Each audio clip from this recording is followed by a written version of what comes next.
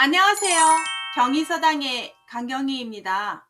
오늘은 똑같은 한자가 들어가면 발음이 같고 부수만 추가돼서 뜻을 달리하는 한자들을 배우시겠는데요. 진흙근이라고 하는 한자에 대해서 한번 배워보시겠습니다.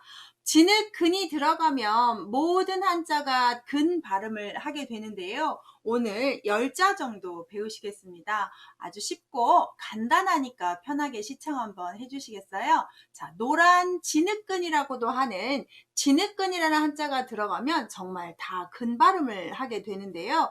먼저 오늘 배우실 한자들을 좀 보시면 부지런할 근, 삼갈근, 겨우근, 무궁화근, 구슬근, 뵐근, 흉년들근, 아름다울 근, 흑질할 근, 맑을 근자라는 것까지 제가 좀 조사를 했습니다. 다 정말 감사하게 발음이 다 근자 발음을 하고 있습니다.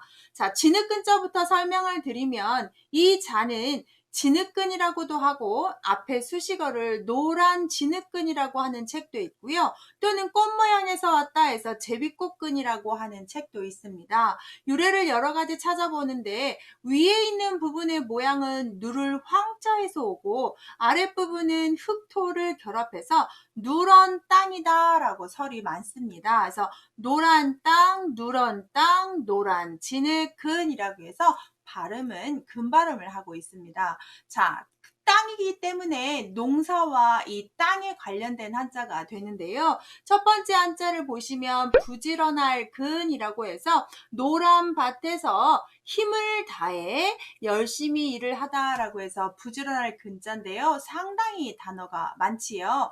부지런히 일을 한다는 것 자체가 근면이라는 단어가 있고요. 우리가 회사를 다닐 때 퇴근하다, 출근하다, 결근하다 이런 식으로 회사와 관련된 단어가 있는가 하면 이 부지런하다는 한자는 어떤 좋은 의미로 많이 쓰고 있는데 또는 우리가 근무를 하다 또 근로자다 이런 말 할 때도 쓰고 있습니다. 그래서 부지런히 일을 하다라는 의미가 되어 있는데 노란 진흙근, 진흙근자를 활용해서 땅에서 열심히 농사짓는 농부를 생각하시면서 외우면 될 것 같습니다.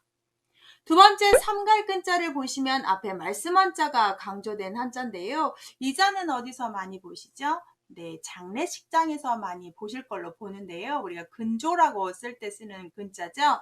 먼저 조심하다라는 뜻의 근이기 때문에 앞에 말씀 한자를 써서 말을 조심하다라는 뜻입니다. 말이 한번 잘못 뱉어지면 주워 담기 힘들기 때문에 말이라는 것은 많이 하지 말고 조심히 해야 된다 해서 말을 조심하다 해서 삼갈근이라는 한자를 씁니다. 우리가 몸 같은 거 몸가짐을 조심하는 것도 근신이라고 하고요. 아까 방금 전에 말한 것처럼 상갓집에 하는 근조할 때도 쓰고요. 연말연시에 우리가 근하 신년이라고 표현하는 카드 연하장에도 이 근자가 쓰고 있지요. 그래서 삼갈근자입니다.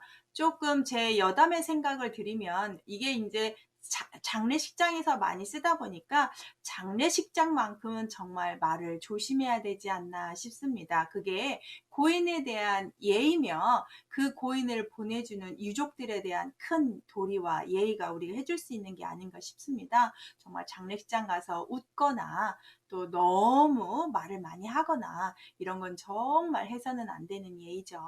그래서 삼갈근은 말을 조심하자 이렇게 외우시면 편하게 외우실 수 있고요.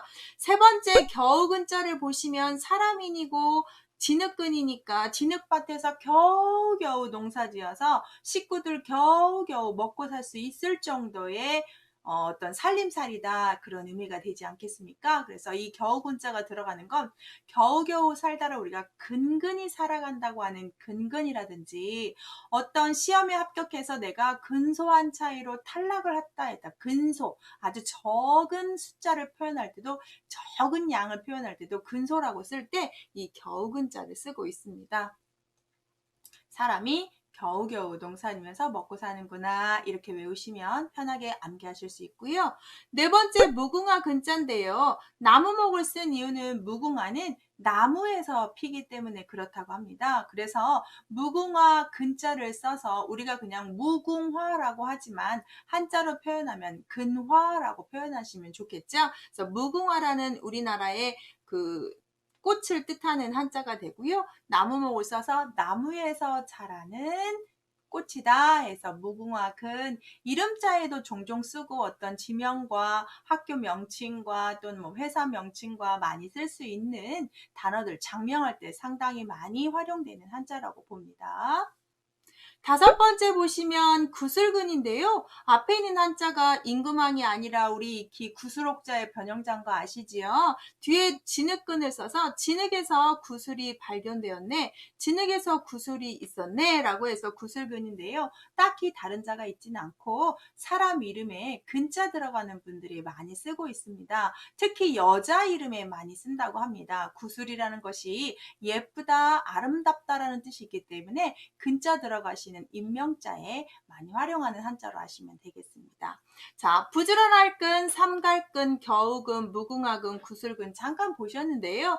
근자는 발음을 주고 추가되는 아이들이 다 뜻을 담당하는 것을 보셨습니다. 그 다음 한자도 한번 보실까요? 별근자를 보시는데 뒤에 있는 한자가 볼견자입니다. 그런데 이 보다라고 하면 윗사람이 아랫사람을 보다라고 표현하지만 여기에 뵐이라고 표현했기 때문에 아랫사람이 윗사람을 찾아가서 얼굴을 뵙다라는 뜻으로 보시면 되는데, 보통 이 단어가 쓰는 한자는 근친이라는 단어가 있는데요. 친할 친절에서 근친, 어버이를 뵙다라고 해서 시집간 딸이 친정 부모님을 뵈러 오는 걸 근친이라고 하고요. 또는 중이 속세에 있는 부모님을 찾아서 얼굴 뵈러 세속으로 나오는 행위를 또 근친이라고 합니다. 그래서 이 뵐 근자는 아랫사람이 윗사람을 찾아뵙다, 보다 라는 뜻으로 하시면 되겠습니다.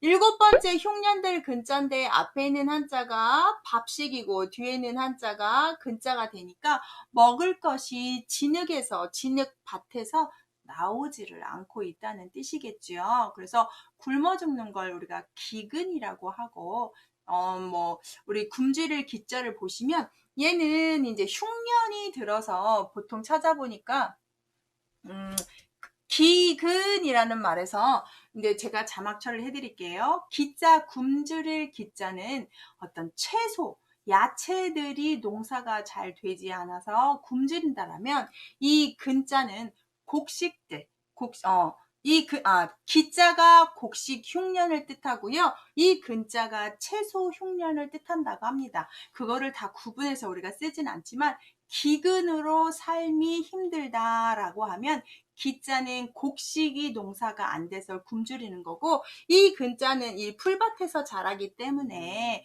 야채, 채소류가 농사가 잘 되지 않는 걸로 구분한다고 하네요. 저도 이번에 공부하면서 이걸 이렇게 자세히 구분을 하는구나를 좀 알게 되었습니다. 기근은 다 굶주림으로 알았지만 곡식과 채소에 농사가 잘 되지 않은 것이 들어간다는 걸 아시면 좋겠고요.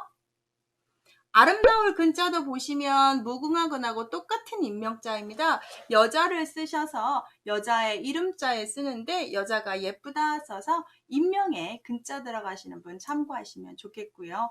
요즘은 명함 같은 것들을 주고받지 않죠. 그래서 그 사람의 이름을 한자로 볼 기회가 없긴 한데요.